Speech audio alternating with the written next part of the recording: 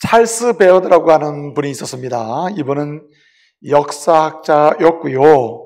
크리스찬이었습니다. 예수 잘 믿는 역사학자였고 세계의 역사를 오랜 시간 동안 연구했던 사람입니다. 이 찰스 베어드라는 사람이 역사를 연구한 다음에 세 가지 결론을 냈습니다. 역사 속에서 우리가 얻을 수 있는 결론은 세 가지로 정리할 수 있다. 아주 상세하게 설명을 많이 했습니다. 그러나 요약은 제가 하는 겁니다.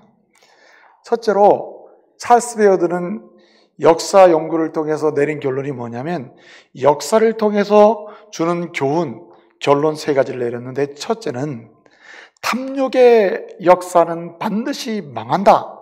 이런 결론을 냈습니다. 이 역사를 쭉 연구해 보니까 그렇구나. 세계 역사를 개인적 차원이든 공동체 차원이든 국가적 차원이든 연구를 해보니까 역사의 결론이 뭐냐면은 탐욕의 역사는 반드시 망한다 하는 교훈을 얻었다 이 말이에요. 탐욕으로 시작된 개인이든 공동체든 탐욕으로 끌고 가는 어떤 삶의 목적이든 하여튼 탐욕의 역사는 반드시 망한다. 이게 역사를 통해 얻는 결론이라는 거예요. 두 번째는 선한 역사는 반드시 승리한다. 그런 결론을 냈습니다. 선한 역사는 반드시 승리한다. 거기서 재밌는 설명이 있습니다. 찰스 베어드는 이런 설명을 합니다.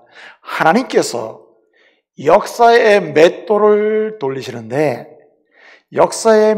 돌리시는데 선한 역사의 아름다운 가루를 만들어내신다는 거예요. 그러나 선한 역사의 아름다운 가루를 만들어내시는데 그 역사의 맷돌을 돌리는 가운데 반대로 악이라고 하는 모든 악은 갈갈이 부셔가지고 다 없애버린다. 뭐만 남아요? 선한 역사만 남다는 거죠. 그래서 결론이 뭐냐? 역사를 연구해 보니까 내릴 수 있는 결론은 한마디로 선한 역사는 반드시 뭐한다? 승리한다. 이런 결론을 내린 겁니다. 그 다음에 마지막 한 가지 결론을 또 내렸습니다. 그것이 뭐냐면 역사 속에서 생명을 살리고 생명을 소중히 여기고 생명을 축복하려고 하는 이 생명의 역사에는 항상 고난이라는 게 따라오는데 이 생명의 역사에 따라오는 고난은 생명의 역사를 따라합시다. 창대하게 만든다.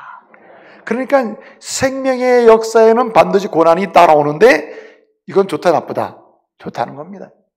생명의 역사가 존재하는데 이 생명의 역사에 따라오는 고난이 있다. 그런데 놀라운 것은 생명의 역사에 고난이 임하면 이 생명의 역사는 더 어떻게 된다고요? 창대하게 된다. 한마디로 고난을 통하여 생명의 역사는 더 창대하게 된다, 번성하게 된다, 위대하게 된다고 하는 결론을 내린 겁니다.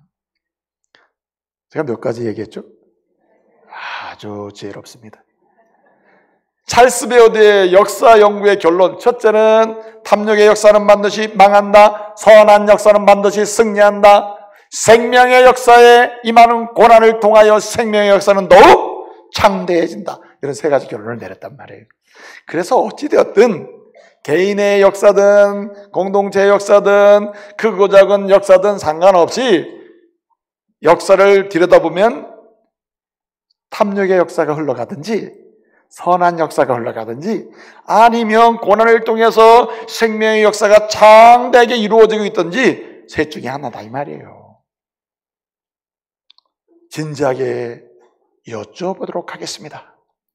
여러분의 지금까지의 역사 아니면 오늘 진행되고 있는 크고 작은 역사, 그 역사는 어떤 역사입니까? 탐욕의 역사입니까? 선한 역사입니까? 아니면 한 걸음 더 나아가서 생명의 역사라서 고난이 있고 고난을 통해서 생명의 역사가 창대해지는 역사입니까? 어느 쪽입니까? 말하지 마세요. 다 압니다. 말 안 해도 다 압니다. 사랑하는 성도 여러분, 탐욕의 역사는 멈추고 선한 역사가 일어나기를 말씀으로 축복합니다. 더 나아가서 생명의 역사가 일어나서 고난이 올지라도 이 고난은 오히려 마치 꿀벌의 역사처럼 일어나서, 이 베어드가 그런 설명을 했어요. 꿀벌의 역사다. 그래서 생명의 역사가 있는데 생명의 역사가 고난이 경험됨을 통해서 생명의 역사가 더 창대해지는 이런 역사가 우리 원주정복에 소속된 모든 성도들의 역사가 되기를 말씀으로 축복합니다. 중요한 것은 뭐냐면은 이렇게 진행되는 역사 앞에서, 역사가 하나하나 마무리되고 정결되고 끝날 때마다 이런 역사 앞에는 두 종류의 사람이 존재한다는 겁니다. 첫째는 이런 역사 하나하나가 끝날 때, 오늘 제목이 뭐죠? 나 모를까봐 물어본 거예요. 그렇습니다, 여러분. 역사가 끝날 때, 아니면 순간순간 크고 작은 역사가 정결될 때, 끝날 때마다 두 가지 유형의 사람이 역사 앞엔 존재한다. 하나는 역사가 끝날 때마다 끝나는 역사 앞에서 아이고 내 인생은 왜 이런가 후회하는 인생이요, 슬퍼하는 인생이요, 낭망하는, 오늘 본문 말씀대로 한다면 두려워하고 낙담하는 그런 종류의 사람이 있다. 누구와 같은 사람? 도비아와 오늘 그 예루살렘 성벽을 건축하는데 그거를 하나님의 역사를 막 반대하고 방해하고 협박하고 그냥 해방 놓았던 사람이 도비아 산발랏이 아닙니까? 이런 사람들, 그리고 그와 동조하고 내통하면서 한편이 돼가지고 해방했던 그 사람들은 이렇게 역사가 끝날 때 어떤 유형의 사람이 됐단 말입니까? 낙담하고 두려워하고 슬퍼하고 아파하고 후회하고 절망하고 이제 내 인생은 완전히 꺾였구나, 희망이 없구나, 이런 사람이 됐다는 말입니다. 또 반면에 느헤미야와 함께 이 성벽 역사에 기가 막히게 동참해서 그 기쁨을 누린 사람들이 있는데, 성벽 역사가 마칠 때, 오늘 본문상에서는 기록은 않습니다만 전체 역사 속의 기록은 확실합니다. 이들은 성벽 역사가 끝날 때 어떻게 했습니까? 슬퍼했습니까? 아닙니다. 느헤미야와 함께하는 많은 사람들은 기뻐했습니다. 감동했습니다. 그리고 하나님의 은혜를 누렸습니다. 주실 은혜에 대한 소망으로 가득 찼습니다. 미래가 열려있는 것을 보았습니다. 여러분, 드리고 싶은 말씀 여기 있습니다. 오늘 이후로 저와 여러분의 인생 역사가 하나하나 끝날 때, 하나하나 마칠 때, 하나하나 이루어질 때마다 여러분 그 역사의 현장에서 그 끝나는 역사 앞에서 슬픈 사람이 아니라 기쁜 사람 되시기 바랍니다. 은혜를 모르는 사람이 아니라 은혜하는 사람 되시기 바랍니다. 감동이 없는 사람이 아니라 감동과 기쁨이 넘치는 사람 되기를 바랍니다. 세상을 향하여 두려워하는 사람, 하나님 앞에서 두려움에 떨어져 나 죽었구나 하는 사람이 아니라 살아계신 하나님 때문에 내 인생에 더 감격과 기쁨이 넘치는구나 하면서 하나님께 영광 돌리는 사람 되시기 바랍니다. 낙담하는 사람이 아니라, 이 낙담이라는 말은 나발이라는 말인데, 이 말은 세 가지 의미가 있어요. 하나는 걱정한다, 걱정을 넘어서 실망한다, 실망을 넘어서 이제는 완전히 꺾인다, 이런 뜻이 있어요. 자기 눈앞에서 그냥 넘어지는 거예요, 스스로. 여러분, 이런 낙담하는 사람이 아니라 끊임없이 진행되고 있는 이 역사가 끝날 때마다 여러분, 낙담이 아니라 세상을 향해서 믿음으로 포효하고 외치면서 하나님의 영광을 누릴 수 있는 사람 되시기 바랍니다. 인생이 거기에 기쁨이 있는 거죠. 여러분, 오늘 본 말씀은 여기에 메시지가 있는 것입니다. 오늘 본 말씀을 통하여 주님은 말씀하십니다. 제발 도비아나 산발랏이나 이스라엘 대적들이나 그와 내통해가지고 해방했던 그런 사람들처럼 역사가 끝날 때 그런 사람들처럼 슬퍼하고 낭망하고 두려워하는 비참한 인생 되지 말라. 오늘 주님은 말씀하십니다. 느헤미야와 함께 했던 사람처럼 예루살렘 성벽의 역사를 마칠 때 기뻐했던 그들처럼 원주중국의 성도들이여 기뻐하는 사람 되시오. 아멘.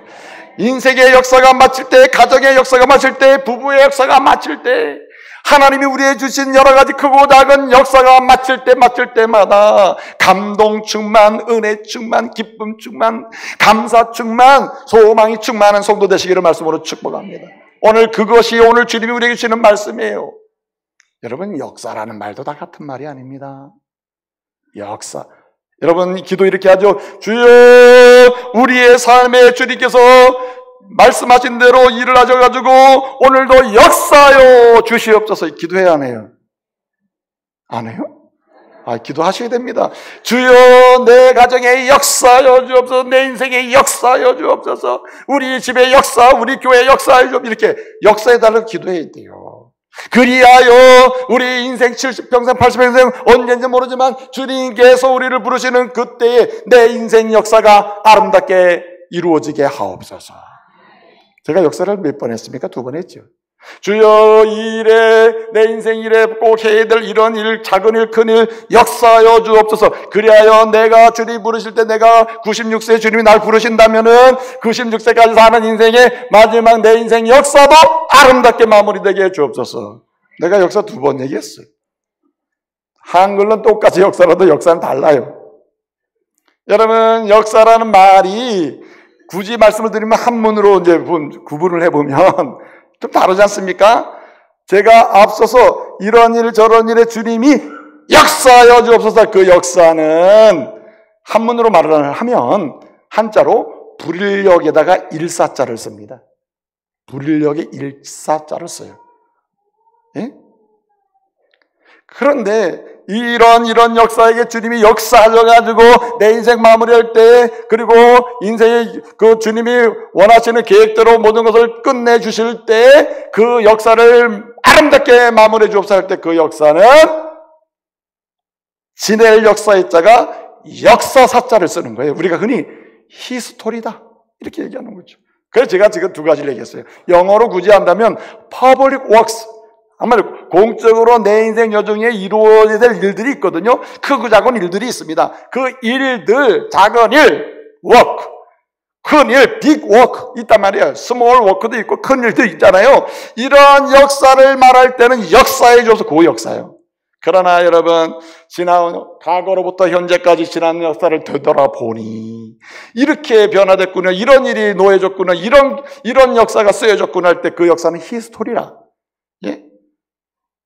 이미 변화되고 이미 놓여진 역사다. 그러면 오늘 말씀의 제목, 역사가 끝날 때는 뭐인 것 같아요? 앞에 거인 것 같아요? 뒤에 거인 것 같아요? 히스토리로서 역사 같아요? 아니면 퍼블릭 워크, 아니면 뭐 스몰 워크든 빅 워크든 대역사 할 때 그 역사일까요? 선택하지 마세요. 둘 다 합니다. 제가 말씀드린 건 둘 다예요. 여러분, 우리가 인생을 살면서 크고 작은 역사가 있습니다. 작은 역사가 모여서 큰 역사들이 됩니다. 큰 역사들이 완성될 때, 우리 인생이 마무리될 때 여러분, 거기에 히스토리가 남는 거예요. 역사가 끝나게 되는 겁니다. 큰 역사, 작은 역사가 끝나요. 계속 반복적으로 끝나는 역사가 있습니다. 그리고 결국은 전체 역사가 끝나게 될 때가 있다. 주님 말씀하십니다. 큰 일이 끝나든 작은 일이 끝나든 당신의 인생이 끝나든 여러분, 어떻든 간에 하나님의 백성은 역사가 끝날 때마다, 끝날 때에 뭐 하는 사람? 따라합시다. 감동하는 사람, 은혜 받는 사람, 충만한 사람, 하나님이여 주님께 영광 돌립니다 감사하는 사람, 예? 무릎으로 탄식하는 사람이 아니라 하나님 때문에 여기까지 왔습니다 하고 감사하고 노래할 수 있는 사람 되시기를 말씀으로 축복합니다. 여러분, 생각해 보세요. 부부의 삶을 삽니다. 부부의 삶을 살잖아요. 부부의 삶을 산다 하더라도 여러분, 남편이나 아내가 누군가 먼저 하나님의 부름을 받으면 부부의 삶의 역사는 뭐예요? 끝나게 됩니다. 여러분, 여러 가지 상황이 있을 수 있어요. 그럴 때조차도 하나님께서 사랑하는 아내를 주셨고 하나님 사랑하는 남편을 주셔서 먼저 나의 남편을 하나님 불러가셨지만 오늘 여기까지 온 거 주의 은혜구나. 아내가 있어서 행복했고 남편이 있어서 행복했고 너무 감사하다.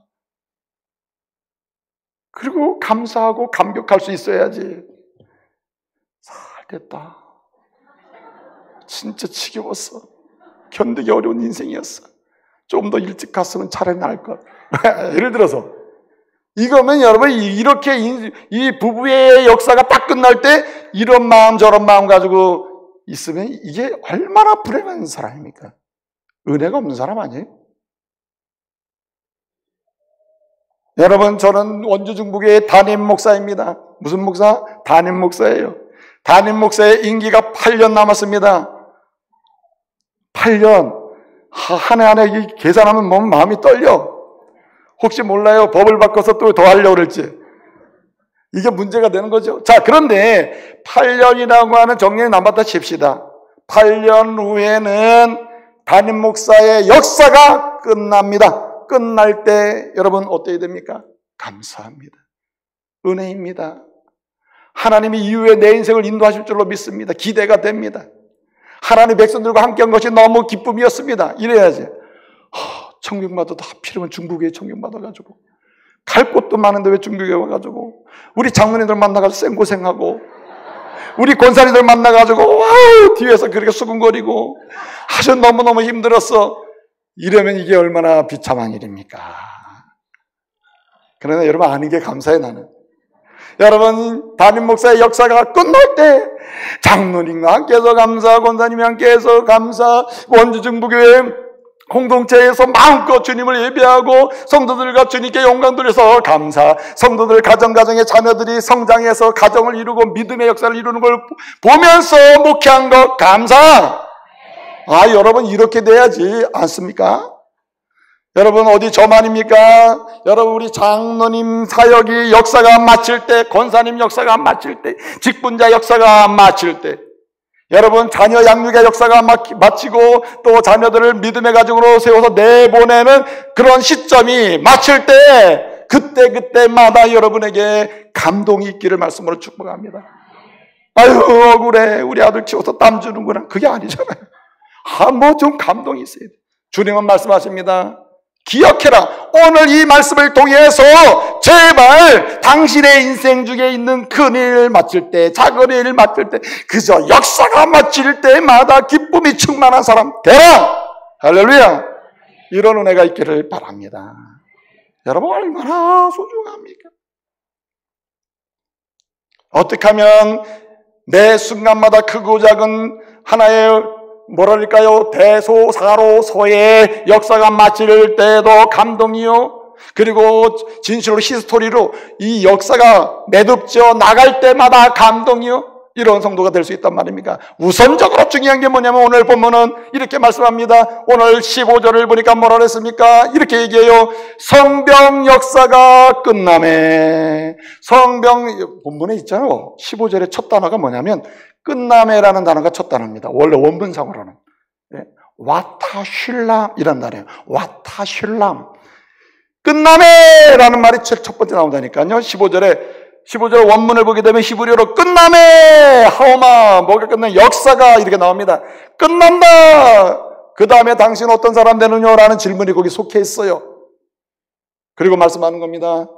앞으로 끝나는 역사가 끊임없이 있을 거다. 역사 그러니 제발. 그럼 이 끝나는 역사 앞에서 역사가 끝날 때마다 우리가 두려워하지 않고 낙담하지 않고 오히려 감동과 기쁨과 은혜 충만한 이런 성도로 하나님 앞에 서기 위해서는 어떻게 되느냐? 첫째 중요한 게 뭐냐면은 여러분 하나님의 약속의 말씀을 먹고 살아야 할 줄로 믿습니다. 하나님의 약속의 말씀을 붙들고 사는 사람이 뭐 하는 사람이냐? 역사가 끝날 때마다 웃을 수가 있다 이 말이에요. 여러분 세상에 영원한 것은 딱 세 가지가 있습니다. 모든 건 다 지나가요. 다 지나갑니다. 첫째 영원한 것은 하나님이 영원하십니다. 할렐루야. 하나님 한 분만 영원하셔요. 둘째는 그분의 말씀이 영원해요.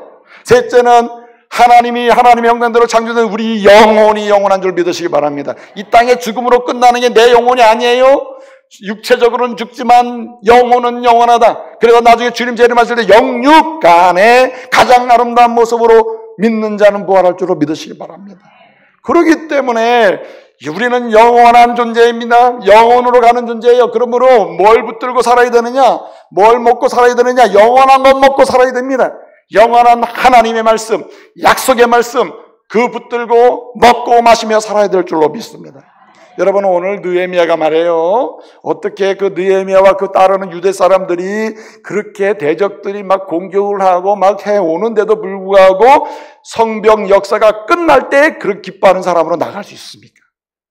여러분 이제 이 느헤미야서를 보게 되면은 느헤미야서를 보면 이제 느헤미야가 페르시아 제국에서 고관 대작으로 있었잖아요. 사실 고국 땅으로 돌아갈 필요가 없습니다. 그냥 있으면 먹고 살기 좋고 최고의 영광과 영예를 누리면서 사는 겁니다. 페르시아 제국에서.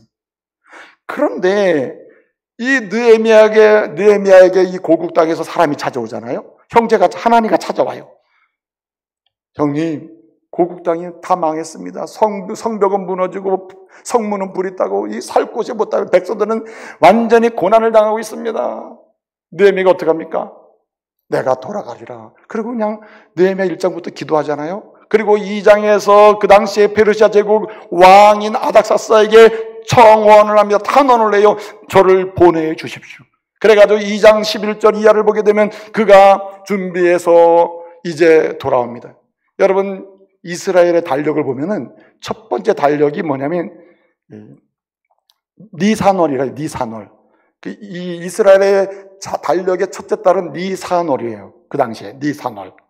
그 다음에 그렇게 해서 이제 다 보내달라고 그러니까 넷째 달 됐을 때에 그 왕의 허락을 받아가지고 이제 어디로 가게 되냐면은 돌아오게 됩니다. 이스라엘 땅으로 돌아와요. 느헤미야가 돌아오자마자 무너진 성을 탐색하고 백성들을 설득을 해가지고 우리가 이 성을 쌓자, 이 성벽의 역사를 이루자고 막 사람들을 동원합니다.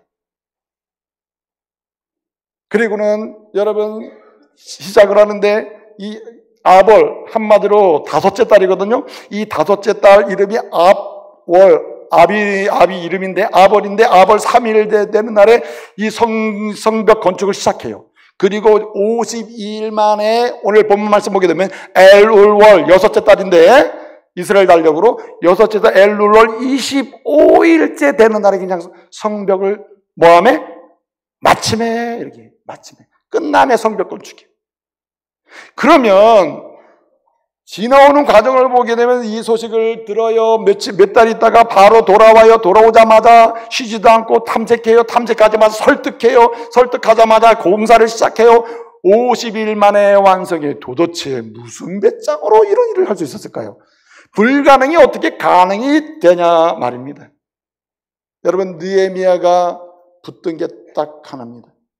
여러분 하나님은 이스라엘 백성을 향하여 예레미야를 통해서 이사야를 통해서 심지어는 포로된 곳에서 예컨대 다니엘이나 에스겔을 통해서 끊임없이 주신 약속의 말씀 중에 하나가 내가 나의 백성 이스라엘을 반드시 회복시켜 줄 것이다 하는 약속의 말씀을 준 줄로 믿으시기 바랍니다. 내가 반드시 내 백성을 회복하리라. 그래가지고 느헤미야가 붙잡은 거 다른 건 난 믿지 않는다. 다른 거 붙들지 않는다. 내가 다른 거는 못지 않는다. 오직 하나님이 나와 내 민족을 위해서 약속한 말씀만 붙든다. 우리 민족은 회복시켜 준다 그래서 이미 성전은 회복됐으니까 모두 회복될 것이다. 성벽도 반드시 성벽 역사도 끝나게 될 것이다. 그리고 그냥 그 말씀을 붙들고 와서 여러분 성벽의 역사를 이룬 줄로 믿으시기 바랍니다.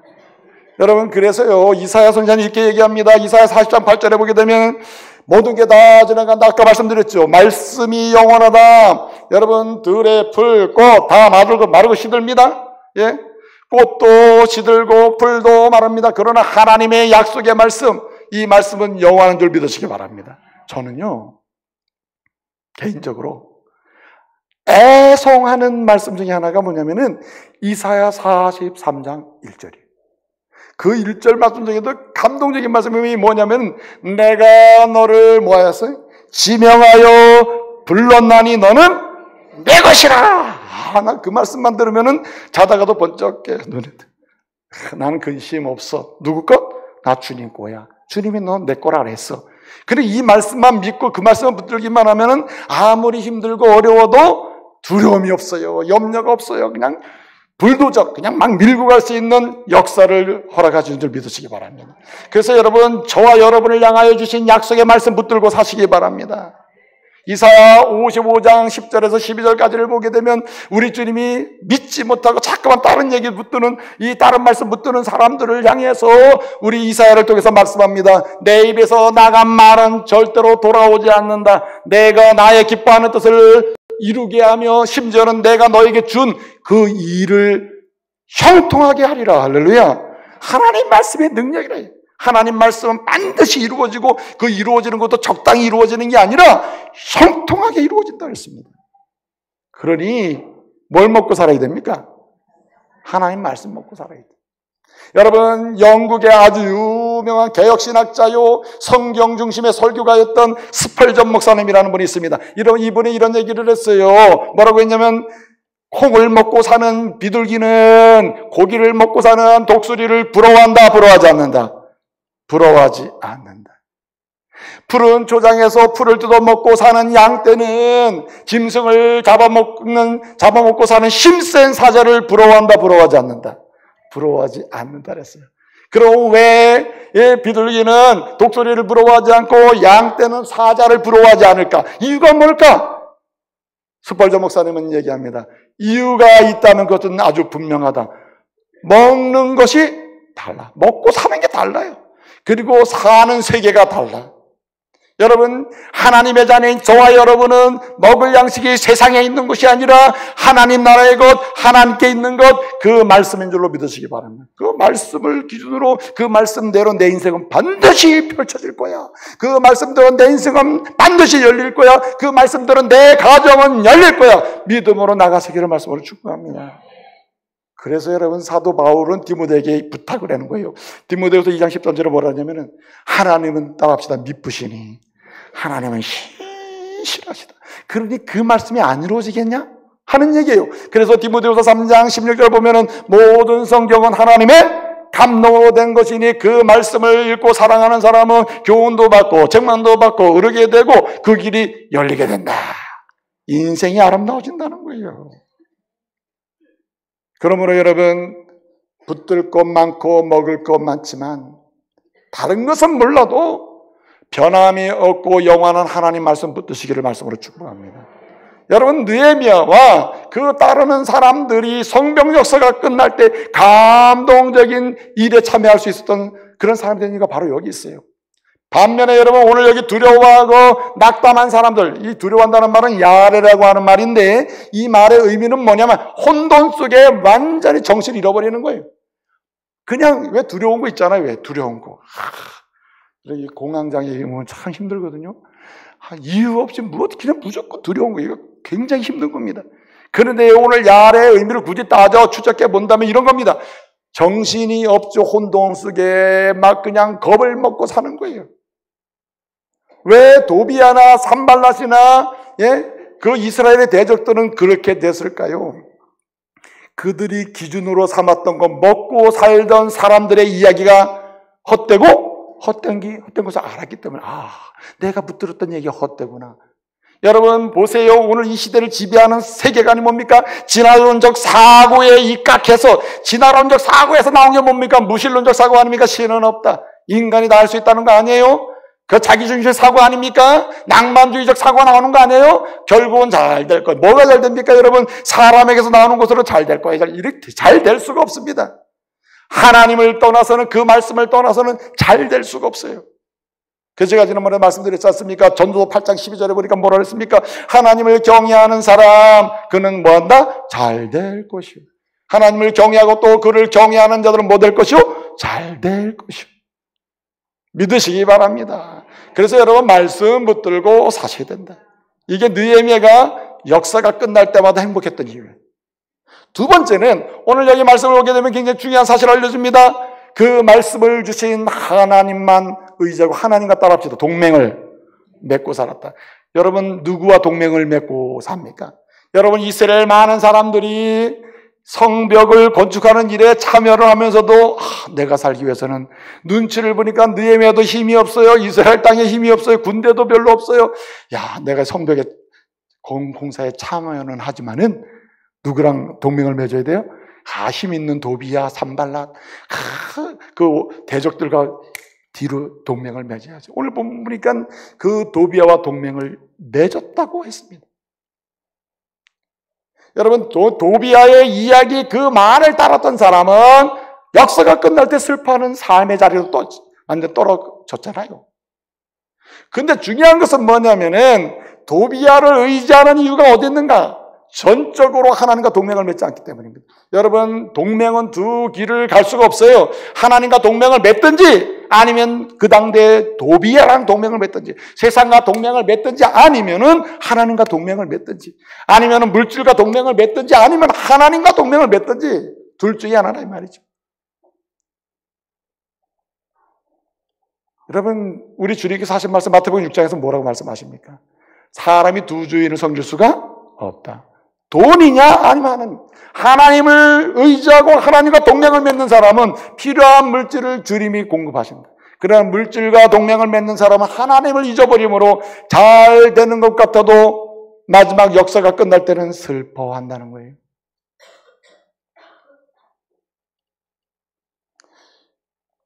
그렇기 때문에 우리는 어떻게 해야 되는가? 하나님과 동맹을 맺고 매 순간마다 하나님만 의지해야 할 줄로 믿습니다. 여기 동맹이라는 것은 의지의 개념이에요. 도비아랑 동맹했다. 도비아 의지하고 하나님을 동맹했다. 그럼 하나님을 의지하고 사는 겁니다. 여러분, 잠언 28장 25절 보니까 뭐라고 말씀하십니까? 욕심이 많은 자는 다툼을 일으킨다. 왜 전쟁을 자꾸만 일으키면 사람이 개인적 전쟁, 가정의 전쟁, 부부 전쟁 왜 일으켜요? 욕심 때문에 그런 거예요. 그러나 반대로 아무리 여러 가지 상황이 벌어져도 여호와를 의지하는 사람, 하나님과 동맹을 맺고 사는 사람은 물질과 동맹 맺지 아니하고 하나님과 동맹 맺고 사는 사람은 어떻게 된다 그랬습니까? 오히려 주께서 풍족하게 하시느니라. 필요를 공급하세요. 여러분, 잠언 29장, 28장 한 장 더 넘어서 29장 25절 보면 이렇게 얘기합니다. 뭐라고 얘기합니까? 거기 말씀을 보게 되면은, 사람을 두려워하면 올무에 걸리게 되거니와 사람을 두려워하면 사람과 동맹 맺죠? 그러나 사람을 두려워하지 않냐고 하나님과 동맹을 맺고 하나님을 의지하는 자는 어떻게 된다 그랬습니까? 안전하리라. 할렐루야. 안전하게 된다는 겁니다. 그러니까요, 역사가 맡을 때 안전한 가운데 기쁨을 노래할 수도 있고 나눌 수도 있는 것입니다. 하나님을 따르는 삶이라고 하는 책이 있습니다. 하나님을 좇는 삶이라는 책이 있어요. 그 책에 보게 되면 저자는 이렇게 얘기합니다. 이 더글라스는 뭐라고 얘기하냐면은 이런 얘기합니다. 나는 상처투성이인 사람이다. 알고 보면 나처럼 부족한 사람이 없다. 그러나 나에게는 인생이 행복한 비밀이 있다. 행복의 비밀이 있다. 한마디로 오늘 본문 말씀대로 한다면 하나하나 크고 작은 역사가 끝날 때마다 울지 않고 웃을 수 있는 기쁨이 충만한 은밀한 비밀이 내게 있다고 했어요. 그 비밀이 무엇인가? 더글라스는 말을 해. 뭐라고 하냐면 나에게는 오직 필요성이 있다면 하나님만 필요하다. 하나님 한 분이면 된다. 하나님만 의지하고 하나님께 나는 모든 걸 걸고 산다. 그래서 심지어는 남에게 도움을 주거나 친절하거나 사랑을 줄 때도 내 힘으로 할 수 없다. 내 가족을 사랑하는 것도 내 힘으로 할 수 없다. 오직 모든 것이 가능한 방법은 오직 한 분, 하나님만 의지하고 그분과 동맹을 맺는 길밖에 없다는 거예요. 할렐루야. 그래서 여러분, 우리가 기도하는 겁니다. 사실 느헤미야를 보게 되면요, 느헤미야 1장부터 마지막 장까지 이렇게 보게 되면 기도로 시작돼서 기도로 마친 날이 있죠. 근데 여러분 생각해 보세요. 느헤미야가 이제 이 3차 귀환을 해가지고 돌아와가지고 무너진 성벽을 건축할 때 보면은 느헤미야가 말입니다. 그 예루살렘 사람 주민을 막 설득을 하거든요. 동원합니다.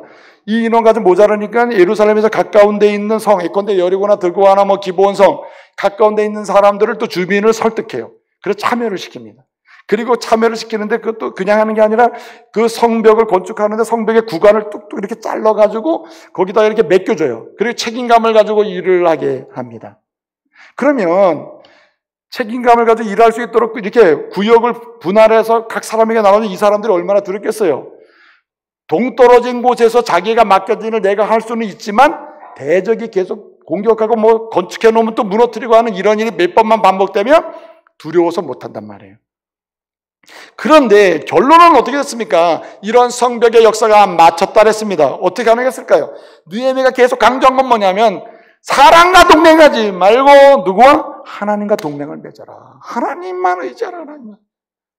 그러면 당신의 손을 사용하고 당신의 눈을 사용하고 당신의 발을 사용할 것이다. 그래서요, 우리는 이렇게 아까도 말씀드렸잖아요. 생명의 역사가 있는 곳은 고난이 따른다. 하나님과 동맹을 맺는 곳에는 이게 생명의 역사이기 때문에, 선한 역사이기 때문에 고난이 있거든요. 그러나 하나님과 동맹하고 하나님을 의지하는데 어떻게 안전하게 되느냐? 고난 중에도 믿음이 강해집니다. 여러분, 이사야 26장 3절을 보게 되면 이런 말씀이 있습니다. 하나님을 의지하는 사람, 어떤 상황에서 하나님과 동맹을 맺는 그 사람은 평강으로 평강에 이르게 하나니. 무슨 말입니까? 믿음이 점점 담대하게 해준다는 거 아니에요? 또 뿐만 아니라 여러분, 예를 들어서 예레미야 애가 3장 26절을 보게 되면 이런 말씀이 있습니다. 사람이 하나님의 사람이라면 하나님을 의지하고 살면서 구원을 바라고 잠잠히 기다리는 것이 좋도다 했어요. 무슨 말입니까? 무슨 얘기냐면 하나님과 동맹을 맺고 하나님을 의지하는 사람은 아무리 어떤 고난이 오더라도 고난을 이겨낼 만한 인내의 능력까지 주신다는 거예요. 그래서 여러분, 그리스도는 잘 참는 겁니다. 은혜 받은 사람 잘 참아요. 은혜 못 받는 사람은 하나하나 따져가지고 피곤하게 하는 겁니다. 그래서 여러분, 먼저 예수를 믿는 아내들은 은혜 많이 받아야 돼요. 남편이 아직 안 믿잖아요. 은혜 못 받으면 계속 이게 아는 것만 가서 계속 따지거든요. 이렇게 막 남편한테. 그럼 남편은 교회 가서 따지는 것만 배웠나? 이렇게 되면 안 되잖아요. 어떻게 됩니까? 예? 그냥 우리 주님과 의지하고 주님과 동맹하고 의지를 딱 하잖아요. 그러면 고난이 와도 우리가 어떤 가운데서도 역사가 끝날 때 기쁨을 누릴 수 있는 그 이유가 어디냐? 인내하면 끝까지 갈 수 있기 때문에. 여러분, 다니엘 6장 10절을 보게 되면 이렇게 얘기합니다. 다니엘이 뭐라고 얘기해요? 다니엘이 어인이 찍혀서 이대로 하면 죽을 줄 알면서도 그는 하나님과 동맹하고 하나님을 의지하는 걸 잊지 않았어요. 그래서 뭐 했다 그랬습니까? 예루살렘을 향하여 창문을 열고, 창문이 최소한 두 개가 있었다는 거죠. 세상을 향한 창문, 예루살렘을 향한 창문. 하나님을 의지하는 창문, 세상을 의지하는 창문이 마음에 있었다는 거죠. 그런데 다니엘은 여러분, 어떠한 고난이 와도 죽을 위험에 처해도 하나님을 향한 마음의 창문을 확 열어제치고 내가 하나님과 동맹을 맺으리라, 하나님을 의지하리라 하니까 뭐하는 능력도 생깁니까? 그가 예루살렘을 향하여 창문을 열고 기도하며 뭐 하였더라? 안 나오네. 감사했더라. 감사했더라. 여러분, 하나님을 의지하면 일이 해결이 되기도 전에 마음에 감사가 폭발할 줄을 믿으시기 바랍니다. 그냥 여러 가지 문제 해결 안 돼도 아내가 있어 감사, 남편이 있어 감사, 장로님 있어 감사, 목사님 있어 감사, 주변에 내 이런 분들, 귀한 분들이 있어 감사가 나온다. 왜 그래요? 하나님과 동맹을 맺고 의지하는 곳에는 풍족한 안전함 약속해 줬기 때문에 그래요.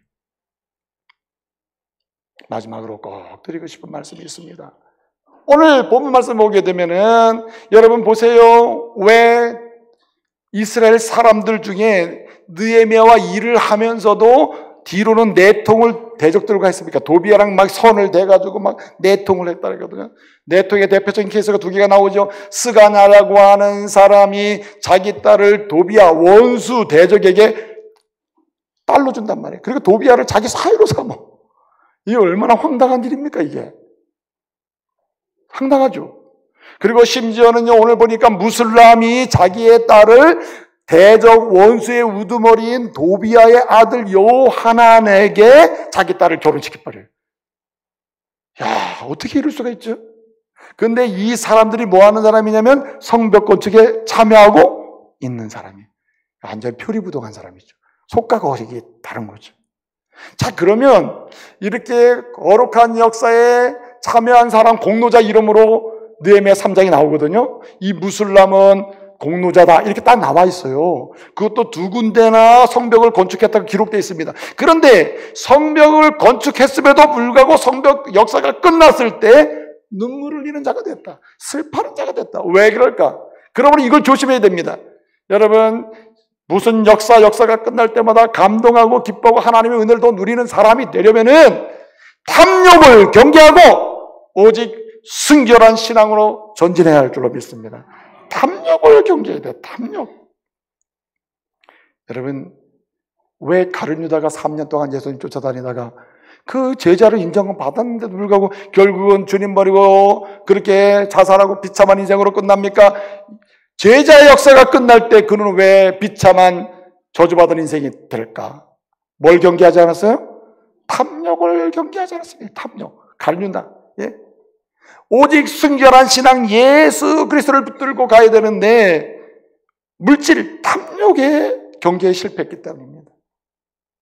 여러분, 베드로가요, 주님이 내가 너의 내 신앙 고백에 내 교회를 세우리라 이렇게 마태복음 4장 19절에 말씀하시면서 뭐라고 합니까? 너는 사람을 낚는 어부가 되게 하라고 하시고 16장 가서 보면은 이제 교회를 세운다고 축복했죠. 그런데 여러분, 그 사람이 어떻게 해서 베드로가 주님 죽으시면 안 됩니다. 십자가는 절대 안 돼. 그러니까 예수님 너는 사단아 내 뒤로 물러가라 이렇게 됐단 말이에요.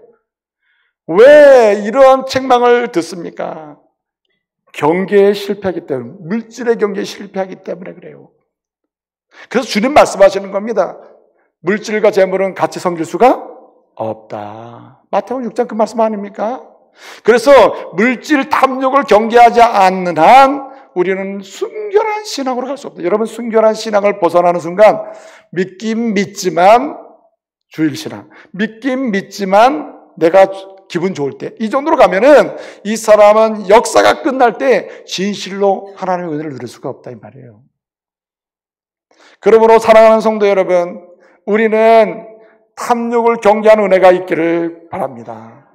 고린도서 3장 5절에 이렇게 말씀합니다. 음란과 부정과 사욕과 악한 정욕 그리고 탐심이니 이것은 땅에 있는 것이다. 버려라. 이렇게 말씀하시면서 탐심은 뭐다? 우상 숭배니라. 그렇게 말씀합니다. 그러니까요, 탐욕에 빠지는 순간부터 우리는 하나님을 섬기면서 탐욕, 물질의 복도 받아 이럴 수는 없다 이거죠.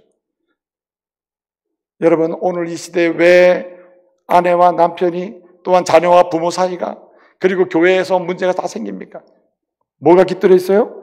탐욕을 경계하지 않기 때문입니다. 자기의 명예에 대한 탐욕, 권력에 대한 탐욕, 쾌락에 대한 탐욕, 물질에 대한 탐욕, 이 탐욕을 경계하지 않는 순간에 순결한 신앙은 이미 우리 뒤로 사라져 한번 주변 것이 되어버리는 것입니다. 그러므로 여러분, 탐욕을 경계하는 가운데 순결한 신앙으로 승리하는 은혜가 있기를 바랍니다. 거기에서 뭐가 와요?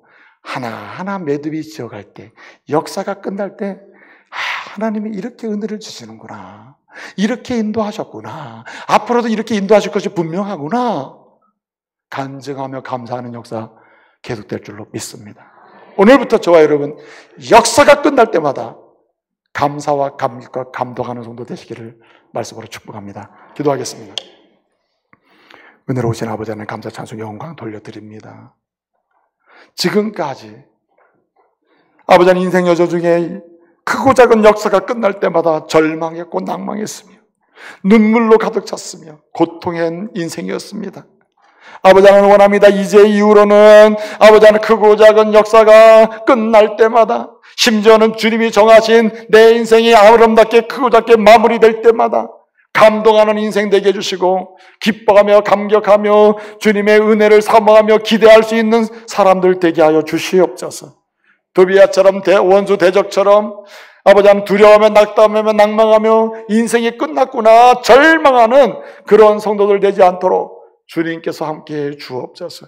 오직 말씀을 먹고 마시며 의지하며 하나님과 동맹하며 의지하며 무엇보다도 탐욕을 경계하는 가운데 순결한 신앙으로 역사가 끝날 때마다 감격과 은혜의 영광을 보게 하옵소서.